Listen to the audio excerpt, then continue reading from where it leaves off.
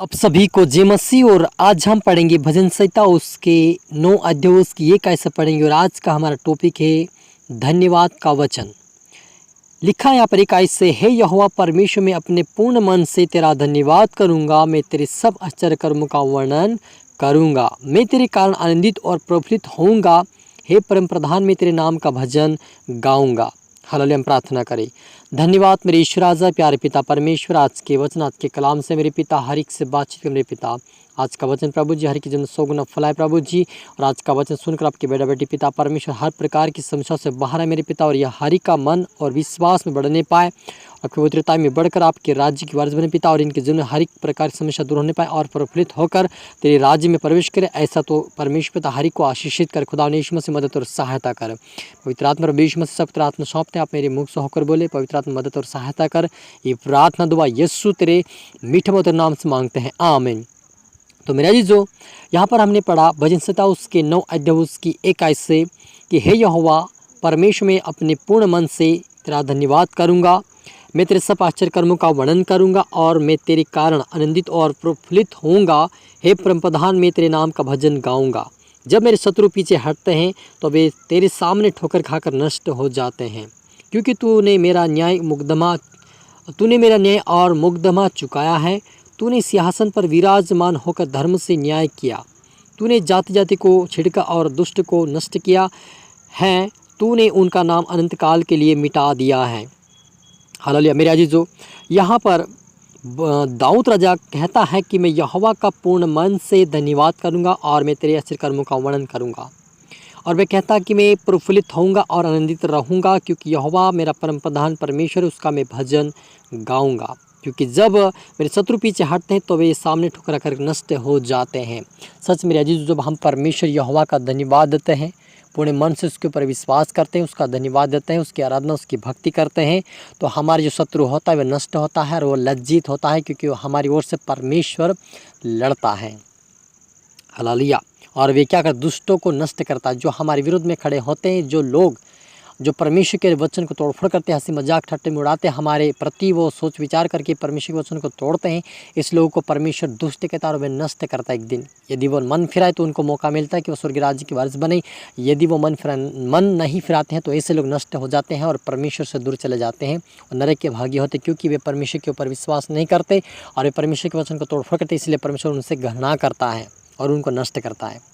परंतु यहोवा सदैव सिंहासन पर विराजमान है और उसने अपना सिंहासन न्याय के लिए सिद्ध किया है। और वह अब ही जगत का न्याय धर्म से करेगा और वह देश देश के लोगों को मुकदमा खराई से निपटाएगा। सच मेरे जो हमारा परमेश्वर विराजमान है सिंहासन के ऊपर और वह जगत का धर्म से न्याय करेगा और वह देश के लोगों को मुकदमा खराई से निपटाएगा। सच मेरे जो हमारा परमेश्वर जो है, यदि वो दुष्ट को नष्ट करता है तो एक दिन जब वो अपनी महिमा में प्रभु यीशु मसीह आएगा तो हर एक को खराई से न्याय चुकाएगा और उनका वो न्याय करेगा, धर्म से न्याय करेगा। मेरे अजीजों, जब हम परमेश्वर के वचन पे चलते हैं, उसके वचनों का पालन करते हैं, उसकी इच्छा पे चलते हैं, तो हम धर्म का निर्वाह करते हैं और वो धर्म के कारण हम धर्मी ठहराए जाते हैं और परमेश्वर के सामने निर्दोष ठहरकर उसके राज्य की वारिस बनते हैं। लेकिन जो जैसा कर्म करेगा उसके अनुसार उनका प्रतिफल परमेश्वर एक दिन जब न्याय करेगा हर एक को प्रतिफल देगा। इसलिए यहाँ पर मुझे परमेश्वर के डर और भय में चले, उसके ऊपर विश्वास करे, क्योंकि यीशु मसीह मत्ती रचित सुसमाचार के अंदर वह कहता है कि जो पृथ्वी पे बंधेगा वो स्वर्ग में बंधेगा और जो पृथ्वी पे खोलेगा वो स्वर्ग में खोलेगा। इसलिए यहाँ पर मुझे जो प्रभु ने वचन दिया है तो हमें पवित्रता का जीवन बांधना है, प्रार्थना का जीवन बांधना है, लोगों के लिए हमें जितना हो सके मदद करें, खोलना है, ताकि हमें स्वर्ग में खोला जाए हमारे लिए, और पृथ्वी पे बांधेंगे और हमारे स्वर्ग में बंधा जाएगा।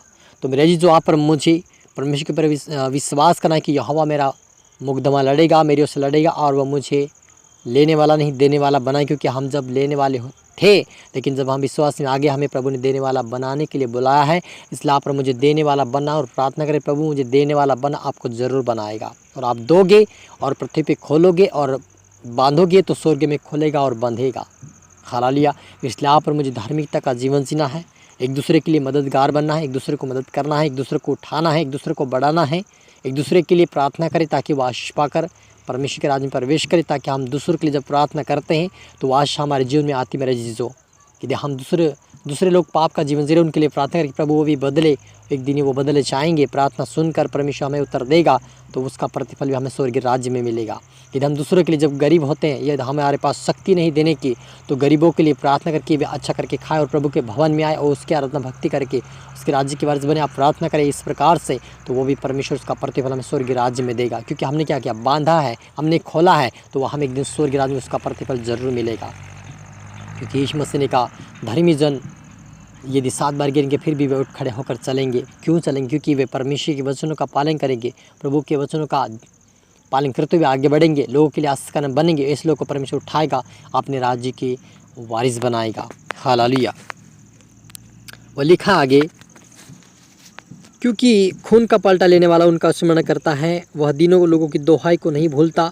हे यहोवा, मुझ पर अनुग्रह कर, जो मुझे मृत्यु के फाटकों से पास उठाता है, मेरे दुखों को देखकर जो मेरी बेरी मुझे देख रहे हैं, ताकि मैं सिय्योन के फाटकों के पास तेरे सब गुणों का वर्णन कर सकूं। हालेलुया। वो दाऊद कहता है कि हे मेरे यहोवा परमेश्वर, दोहाई जो कोई तुम्हें दोहाई देता तो उसी दिन लोगों की दोहाई कभी भी अनसुनी नहीं करता और नहीं भूलता, लेकिन उसकी सुनता है। और खून का पलटा लेने वाला परमेश्वर यहोवा है। यदि आप किसी का खून कर दिया है मनुष्य जाति का, तो आपका वो पलटा लेगा। लेकिन यदि आप प्रार्थना करेंगे, पश्चाताप करेंगे, तो आपका पलटा वो नहीं लेगा।